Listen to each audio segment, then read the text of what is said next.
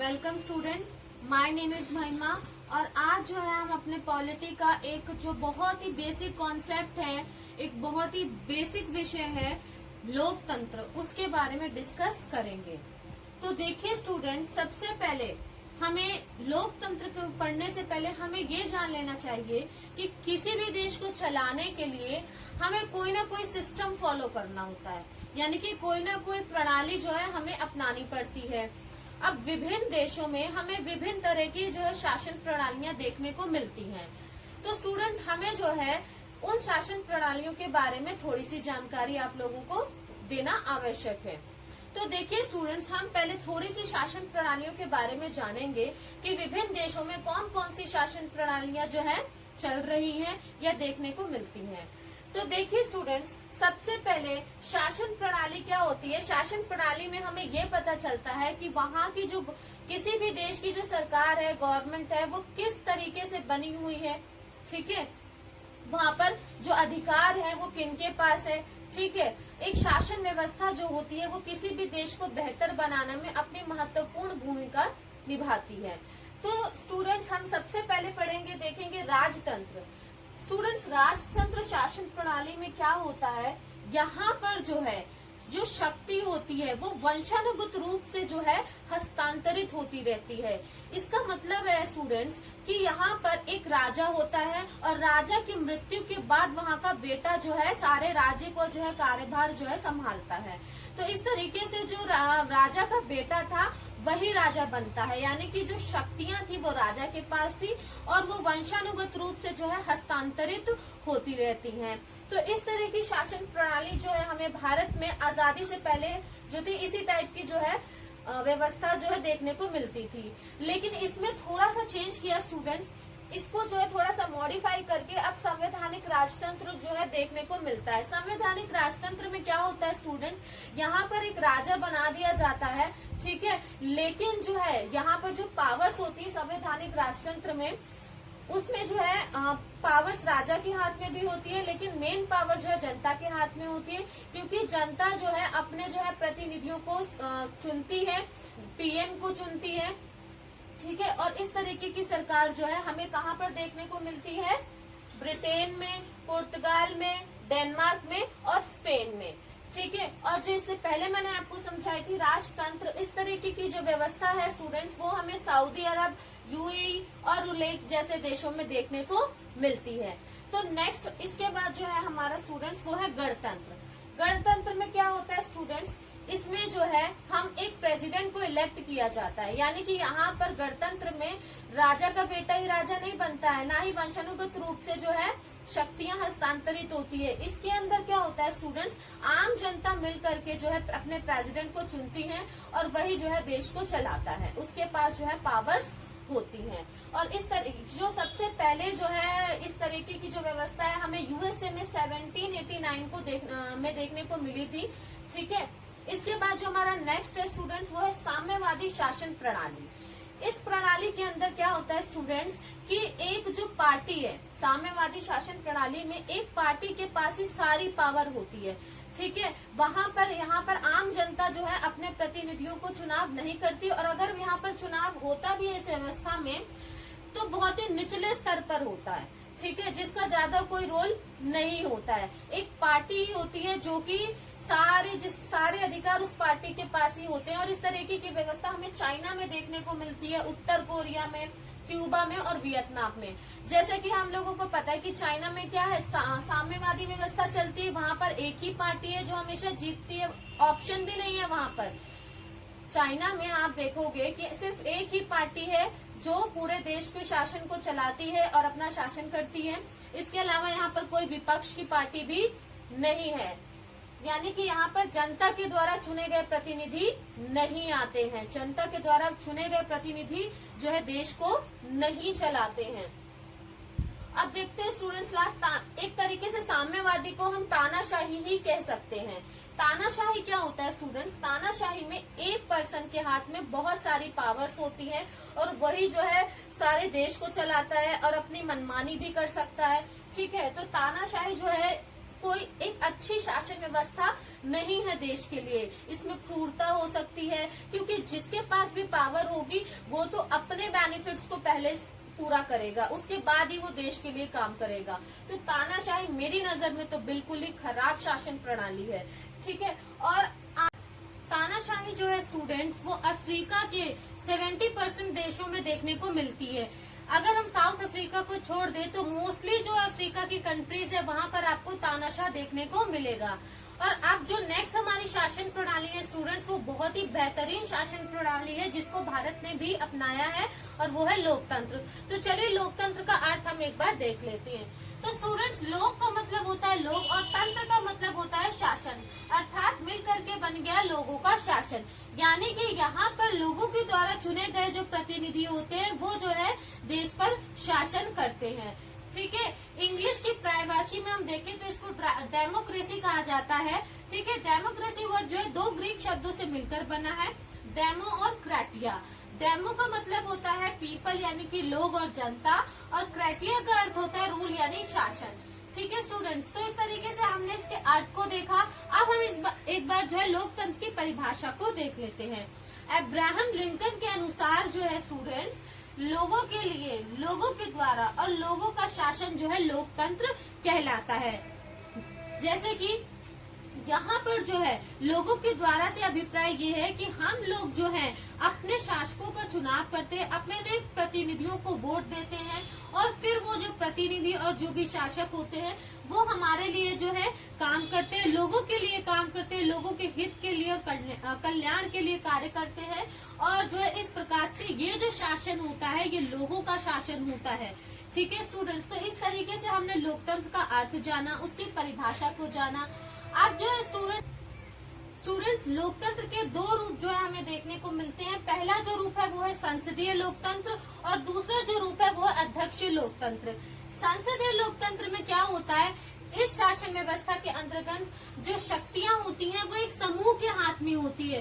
भारत जो है इसी प्रकार की जो है व्यवस्था का एक रूप है, क्योंकि हमारे यहाँ पर मंत्रिमंडल जो है वो संसदीय व्यवस्था का ही जो है एक उदाहरण है। इसके बाद जो हमारा अध्यक्षीय लोकतंत्र होता है उसके अंदर जो सारी शक्तियां होती हैं वो प्रेसिडेंट के हाथ में होती है, जैसे कि यूएसए, ठीक है। दोनों ही व्यवस्थाओं में जो चुनाव के द्वारा जो है प्रतिनिधि को चुना जाता है, ठीक है स्टूडेंट। तो इस तरीके से जो है हमने लोकतंत्र के 2 रूप जो है देख लिए हैं। अब जो हम लोकतंत्र की विशेषताओं के बारे में देखेंगे।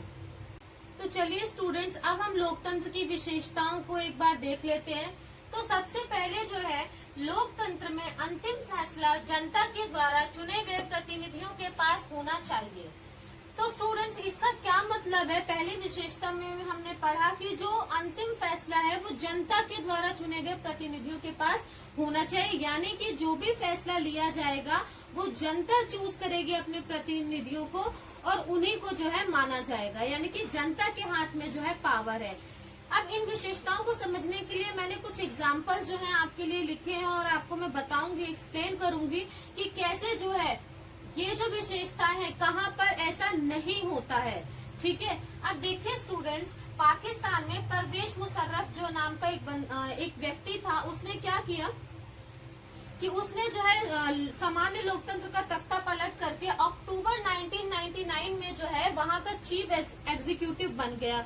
अपने आप को उसने वहाँ का जो है अध्यक्ष घोषित कर दिया, और उसके बाद जो है 2002 में उसने एक रेफरेंडम पास किया, यानी कि एक जनमत संग्रह द्वारा जो है उसने जो है अपना कार्यकाल जो है 5 वर्षों के लिए एक्सटेंड कर दिया, बढ़ा दिया, ठीक है। और उसी वर्ष में जो है उसने एक लीगल फ्रेमवर्क जो है ऑर्डर किया, जिसमें जो है उसने प्रेसिडेंट की पावर को बढ़ा दिया, ठीक है। तो इस तरीके से हम देख रहे हैं स्टूडेंट्स कि यहाँ पर क्या है, यहाँ पर जनता ने इसको चूज नहीं किया, ये खुद ही आया है, और इसने जो है खुद ही जो है रेफरेंडम पास करके जो है अपनी पावर्स को बढ़ा लिया है। तो ये एक तरीके का कोई लोकतंत्र नहीं है, ठीक है। ये लोकतंत्र की विशेषता नहीं है, क्योंकि यहाँ पर आम जनता ने इस व्यक्ति को चूज नहीं किया है, ये खुद ही आकर के जो है अपना जो है ये सारी चीजों को कर रहा है। अब अगली जो विशेषता है उसमें हम देखते हैं स्टूडेंट्स कि लोकतंत्र में स्वतंत्र और निष्पक्ष चुनाव होने चाहिए, हर पार्टी के जीतने व हारने के अवसर होने चाहिए। तो इस विशेषता के अंतर्गत स्टूडेंट्स हम देखेंगे कि जो भी हमारे जो वोटिंग होता है वो एकदम जो है निष्पक्ष होना चाहिए, उसमें किसी प्रकार का कोई भेदभाव नहीं होना चाहिए, चाहे वो अमीर हो चाहे गरीब हो, या किसी भी लिंग के आधार पर, संप्रदाय के आधार पर जो है किसी भी तरीके का जो है वहाँ पर बायसनेस यानी कि भेदभाव नहीं होना चाहिए। क्योंकि अगर चुनाव ही आपके निष्पक्ष नहीं होंगे तो जो है एक जो है जनता के द्वारा जिसको विश्वास के साथ जिसको वोट दिया गया है उनका चुनाव जो है नहीं हो पाएगा। अब इसका एग्जाम्पल देख लेते हैं कि चाइना में जैसे कि स्टूडेंट्स हमें पता है क्या है, एक नेशनल पीपल्स कांग्रेस पार्टी है, ठीक है, हमेशा यही पार्टी जो है जीतती है वहाँ पर। तो यहाँ पर कोई ऑपोजिशन का तो ऑप्शन ही नहीं है और कोई विपक्ष दल या विपक्ष पार्टी है ही नहीं, यहाँ पर पार्टीज ही नहीं है। तो हम इसको जो है लोकतंत्र नहीं कह सकते, ठीक है। और सेकेंड एग्जाम्पल आप मैक्सिको का देख सकते हो कि मैक्सिको में क्या होता है स्टूडेंट्स, PRI नाम की एक पार्टी है जो कि हमेशा जीत जाती है, जबकि यहाँ पर विपक्ष पार्टी है, लेकिन जो PRI जो पार्टी है वो एकदम करप्टेड है और वो बहुत ही ज्यादा जो है अपोजिशन पार्टी को हरास करती है, ठीक है ना स्टूडेंट्स। यहाँ की जो मीडिया है वो भी इसी पार्टी का साथ देती है। यहाँ पर यहाँ के जो टीचर्स होते हैं उनको जो है बोला जाता है कि वो जो है अपने स्टूडेंट्स के पेरेंट्स को जो है कन्विंस करे इस पार्टी को वोट देने के लिए। तो इस तरीके से हम देख रहे हैं कि यहाँ पर जो है इन दोनों ही देशों में जो है जनता के द्वारा चूज किए गए प्रतिनिधि नहीं आए, यहाँ पर जो है करप्टेड है, करप्शन है यहाँ पर, ठीक है। और यहाँ पर निष्पक्ष जो है चुनाव नहीं होते हैं, ठीक है, यहाँ पर स्वतंत्र चुनाव नहीं होते हैं और यहाँ पर हारने का तो ऑप्शन ही नहीं है इनके पास। परंतु भारत में हम देखें तो 10 साल तक कांग्रेस पार्टी रही, उसके बाद जो है लोगों ने जो है अपने मतानुसार जो है मताधिकार के द्वारा जो है पार्टी को चेंज किया। अब जो है हम देख रहे हैं कि कांग्रेस पार्टी के बाद भाजपा आई, ठीक है, और भाजपा का काम हमें अच्छा लगा तो हमने उसको दोबारा जो है वोट दिए और दोबारा भाजपा जीत गई। तो इस तरीके से जो हमारे जो लोकतंत्र व्यवस्था है उसके अंतर्गत ये व्यवस्था है कि पार्टी के हारने और जीतने दोनों ही अवसर है। अगर वे काम अच्छा करती है तो लोगों के हाथ में है कि वो किसे जिताना चाहते हैं और किसे हराना चाहते हैं। अब हम अपनी तीसरी विशेषता को देखते हैं स्टूडेंट्स की एक व्यक्ति एक वोट एक मोल। इसका क्या मतलब है स्टूडेंट्स, इसका मतलब है कि एक व्यक्ति एक ही वोट देगा, चाहे किसी भी आधार पर जो है भेदभाव नहीं किया जाएगा कि अमीर है तो वो 2 वोट दे सकता है या 4 वोट दे सकता है, ठीक है। और एक मोल मतलब कि चाहे वो अमीर हो चाहे गरीब, सबके वोट का जो वैल्यू होती है स्टूडेंट्स वो एक ही होगी, ठीक है। लेकिन हम कुछ एग्जाम्पल से देखेंगे, कुछ कंट्रीज में ऐसा नहीं है, जैसे कि सऊदी अरब कंट्री में जो है महिलाओं को मताधिकार प्राप्त नहीं है, वहाँ की महिलाएं जो है वोट डाल ही नहीं सकती हैं।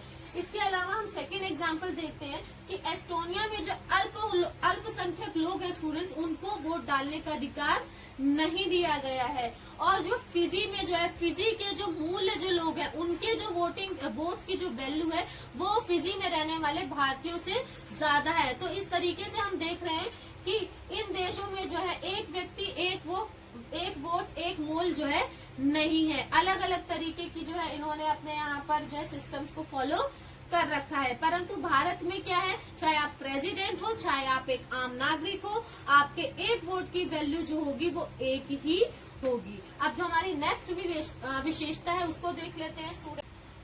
अब जो है स्टूडेंट्स हम जो है अपनी 4th विशेषता को देख लेते हैं। इसमें क्या है स्टूडेंट्स की एक लोकतांत्रिक सरकार को संवैधानिक कानूनों व नागरिकों द्वारा खींची गई रेखा के अंदर रहकर काम करना चाहिए।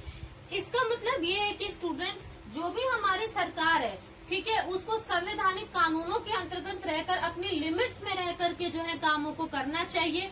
उन्हें अपने अधिकारों का गलत इस्तेमाल नहीं करना चाहिए या अपनी मनमानी नहीं करनी चाहिए कि भाई अब मैं नेता बन गया हूँ तो मैं ही जो है अपनी मनमानी करूंगा, मैं कुछ भी कर सकता हूँ, ठीक है। तो इस तरीके से जो है कार्य उनको नहीं करना चाहिए और जो है हर फैसला जो भी फैसला लिया जाएगा उसको विचार विमर्श के द्वारा लिया जाएगा। सभी लोगों की जो है उस पर जो है राजी होगी, रजामंदी होगी, तभी जो है कोई फैसला लिया जाएगा। इसका एग्जाम्पल हम देख लेते हैं कि स्टूडेंट जिम्बाब्वे जो कि एक कंट्री है, वहाँ पर क्या है आफ्टर इंडिपेंडेंस एक पार्टी है जानू PF करके, ठीक है, और उसका जो हेड है वो है रॉबर्ट मुगाबे। वहां पे हमेशा जो है इसी की पार्टी जो है जीत जाती है। ये क्या करता है, अपनी जो पावर से उनका गलत इस्तेमाल करता है, और जो भी यहाँ की जो मीडिया होती है वो मीडिया भी इसी पार्टी को सपोर्ट करता है, मीडिया को भी ये खरीदता है। ठीक है, इसके अलावा जो है अगर ऑपोजिशन पार्टी के कुछ मेंबर्स इन पर आलोचना करना चाहते हैं या करते हैं तो उनको जो है हराश किया जाता है। तो इस तरीके से जो ये रॉबर्ट मुगाबे अपनी जो पावर्स का गलत इस्तेमाल करता है। तो ये लोकतंत्र में, परंतु ऐसा नहीं है। लोकतंत्र में क्या होता है, हमारे यहाँ पर अगर कोई भी फैसला लिया जाता है तो उसको जो है संसद में पास किया जाता है, फिर सभी लोग जो है उस पर विचार विमर्श करते हैं, और राज्यसभा, लोकसभा और उस सब में जो है वो जो फैसला है सबके साथ जो है डिसाइड किया जाता है, तब जाकर के वो जो है कानून बनाया जाता है या तो उस कानून में संशोधन किया जाता है। ठीक है स्टूडेंट्स, तो इस तरीके से जो है अब आपने जो है लोकतंत्र को एक बहुत ही अच्छे तरीके से समझ लिया होगा। हमने उसका अर्थ भी देख लिया, हमने उसकी परिभाषा भी देख ली, और जो है हमने उसकी विशेषताओं को भी समझ लिया है। तो अब जो है स्टूडेंट्स हम देखेंगे कि लोकतंत्र के जो है पक्ष में और विपक्ष में कुछ लोगों का क्या जो है थिंकिंग है, क्या उनकी सोच है। ठीक है, तर्क देखेंगे हम कि क्या लॉजिक्स है जो है लोग अपने रखते हैं। चलिए, तो स्टूडेंट अब हम देखेंगे कि लोकतंत्र क्यों हमें लोकतंत्र की जरूरत पड़ती है। क्योंकि हमने अभी तक जितनी भी शासन प्रणालियां आप लोगों ने समझी है, उनमें आपने देखा होगा कि वो जो है किसी भी देश के विकास के लिए या देश के हित के लिए काम नहीं करती है। जैसे कि तानाशाह है, तानाशाह में क्या देखा आपने कि उसमें क्रूरता होती है, भ्रष्टाचार होता है, ठीक है, और स्वार्थीपन होता है। उसमें कोई भी देश का राजा होगा जिसके पास पावर होगी, वो सबसे पहले अपने लिए सोचेगा, ठीक है, वो भ्रष्ट होगा। तो इसलिए जो हमें एक अच्छी शासन व्यवस्था की जो है जरूरत है, जो कि लोकतंत्र से ही पूरी होती है। अब क्या ये लोकतंत्र जो व्यवस्था है ये पूरी तरीके से साफ है? क्या इसमें कोई दोष नहीं है? नहीं, कुछ लोग जो है इसमें अपने लॉजिक्स लगाते हैं, इसके खिलाफ जो है कुछ तर्क रखे गए हैं, जो कि हम एक बार पढ़ लेते हैं। देखिए, सबसे पहली बात जो है अस्थिरता। अस्थिरता में कैसे? देखिए स्टूडेंट्स, जो लोकतंत्र है उसमें अस्थिरता पाई जाती है। जैसे कि तंत्र के अंदर जो नेता होते हैं वो जो है बदलते रहते हैं, हर 5 साल में जो है इलेक्शन होते हैं, और जो है नेता जो है बदलते रहते हैं, जिसके कारण जो है हमें अस्थिरता देखने को मिलती है। दूसरा जो है हमारा फैसलों में देरी। अगर कोई भी संसद में बिल पास होना है स्टूडेंट्स, तो उसके लिए क्या होता है कि पहले वो बिल जो है लोकसभा में जाता है, फिर वो राज्यसभा में जाता है। अगर राज्यसभा उसको मना कर देता है तो फिर वो लोकसभा में जाता है, और फाइनल जो निर्णय होता है वो राष्ट्रपति लेता है। तो इस तरीके से किसी भी बिल को या किसी भी फैसले तक पहुंचने में बहुत देरी लग जाती है। इसके बाद स्टूडेंट्स हम देखते हैं कि राजनीतिक लड़ाई और सत्ता का खेल। जो लोकतंत्र है उसमें क्या होता है स्टूडेंट्स, उसमें सभी राजनीतिक पार्टियां जो है आपस में जो है लड़ती रहती हैं, ठीक है, सत्ता के लिए जो है लड़ती रहती है, ना कि समाज की सेवा के लिए जो है सोचती है। इसके बाद हम देखते हैं स्टूडेंट्स गलत फैसले। समटाइम्स क्या होता है स्टूडेंट्स, कभी कभी जो है गलत फैसले ले लिए जाते हैं कि हम क्योंकि पहले तो पार्टी बहुत सारे वादे करती है, लेकिन और उन वादों पे जो है जनता का विश्वास बना लेती है, और उसके बाद जनता उनको वोट देती है, जिसके बाद जो है वो अपने वादों को पूरा नहीं करते हैं, और इस प्रकार से जो है गलत फैसले ले लिए जाते हैं। इसके बाद हम देखते हैं भ्रष्टाचार। अब भ्रष्टाचार लोकतंत्र में जो है स्टूडेंट्स हमें भ्रष्टाचार देखने को मिलता है, क्योंकि जो पार्टीज होती हैं वो जीतने के लिए जो है बहुत सारा पैसा जो है प्रचार प्रसार में लगाती हैं। अब सोचिए, अगर प्रचार प्रसार में वो इतना पैसा लगाती हैं तो न जाने उनके पास कितना पैसा होता होगा। तो इस तरीके से जो है लोकतंत्र में भी हमें भ्रष्टाचार देखने को मिलता है।